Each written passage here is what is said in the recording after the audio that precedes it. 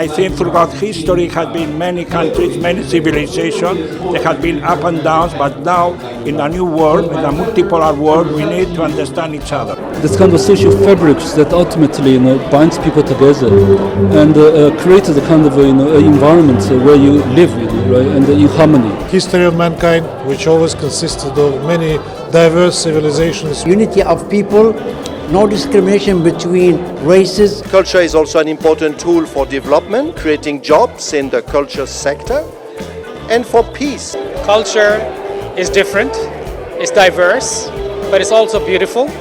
It touches people's emotions, and it brings us back to the fact that we're all the same.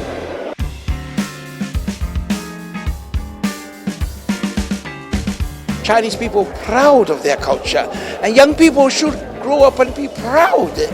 Because if you're proud of your roots, then you can stand on the universe. Chinese civilization, being that old and that unique, I would say, and dating back thousands of years, still continuing. In science, many innovation from printing press to powder, philosophy.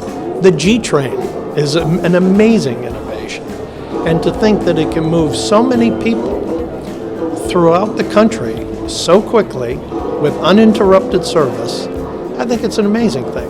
Chinese medicine is more holistic, more traditional, more natural. So much beautiful works of art that comes out of China. The calligraphy, China is the only country in the world where tea is very often consumed without any additives. No milk, no sugar, no honey, which is more what we do in the West. It's the knowledge of the Chinese people, especially the young people, of fashion. If you want to understand contemporary fashion, go to China. China is doing well by introducing itself, presenting itself in peaceful manner to other nations. Different minorities in China, each with their own separate culture that gives China its greater culture.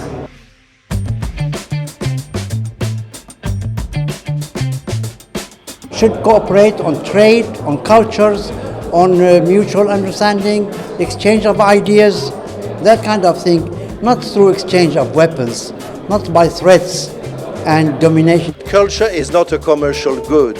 The rule of world trade should not apply for culture. Every country should be able to develop their own culture and develop their own creativity. It is very important. What we need within the UN system is to embrace the President Xi Jinping initiative for global civilization initiative, to combine with the One Belt, One Road, and to combine with the United Nations Alliance of Civilization. That will be the triptych that we have to work. Increasing cultural exchange, we have tourist boom. Obviously, China has done more than any other country to develop, to promote, and share its culture. So this exhibit is incredibly important. We would give incentive to young people to show first interest for Chinese language, and then they expand that in many other areas. Not only to tolerate, but to celebrate cultural differences. And never let politics get too far in the way of the human condition, the human relation.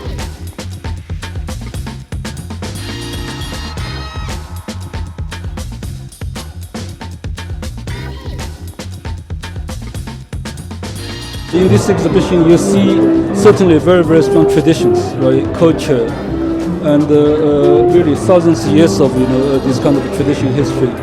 But you also see modernity, right? Including the technology that's used, to promote this kind of culture and the tradition. But also some of the art pieces that are definitely very modern. I saw the virtual version, and I saw the focus on cultures and diversity of cultures and commonality at the same time. And you're listening to music that's 3,000 years old. There's no place in the world you can do that. Hopefully that a lot of people know not only the Chinese history, but know that what's the development in China. They show the people's ambitions, and hopefully we are one to more contribution to the world.